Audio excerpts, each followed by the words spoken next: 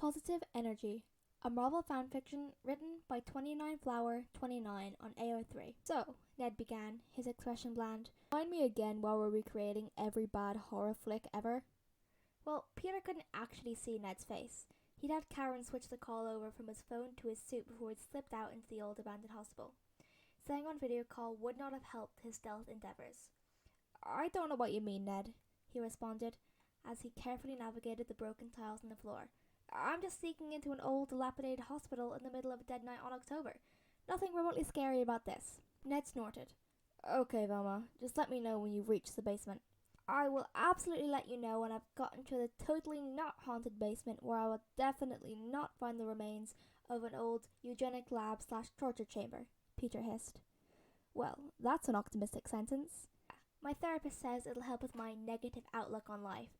She says something about having concrete expectations of good things happening and putting in my positive energy. Peter rolls his eyes, not that anyone can see it, except for Karen. Karen always appreciated his eye rolls. Does she know you get stabbed on a weekly basis? Ned wondered aloud. No, she does not. I hate to break it to you, man, but this looks like a torture chamber, Ned snarked, when Peter made his way through the air vents as quietly as he could.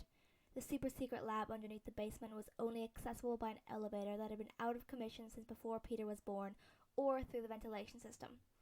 And that's why I told Mrs. Smith she was setting me up for disappointment, Peter sighed, heavily peering through the slit to the air vent in front of him. The rusty instruments hanging ominously on the walls below him certainly looked like they were meant to cause nothing but pain. Also, did you turn Karen's heated off without telling me again? You know how I feel about that, he muttered, pushing the air vent's covers off. If you're going into a haunted hospital, the least I can do is make sure we catch some ghosts on camera, Ned countered, which was a fair point.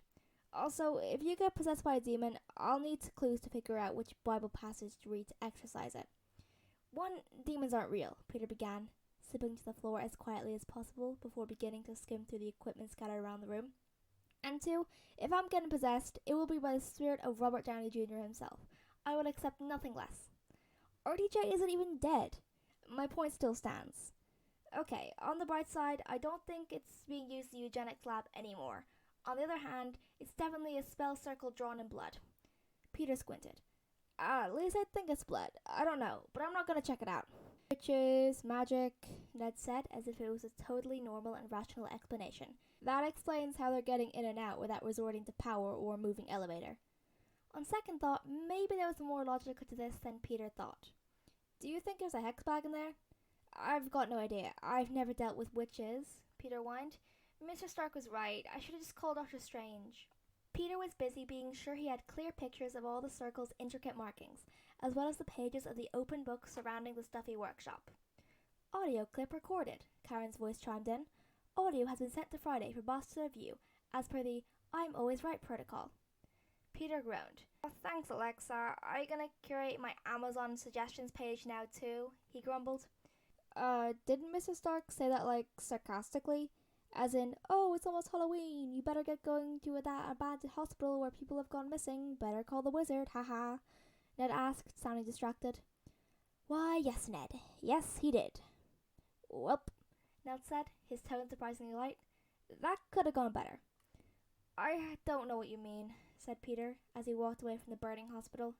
There was a wolf spider in there, Ned. I had no other choice. Incoming call from Iron Dad, Karen interrupted. Spider Baby protocol has been engaged. Auto-accepting call now. No, Peter whispered in quiet despair. Karen, you snitch. Is this your revenge for the Alexa comment? Under ruse, came Mr. Stark's severely angry tone.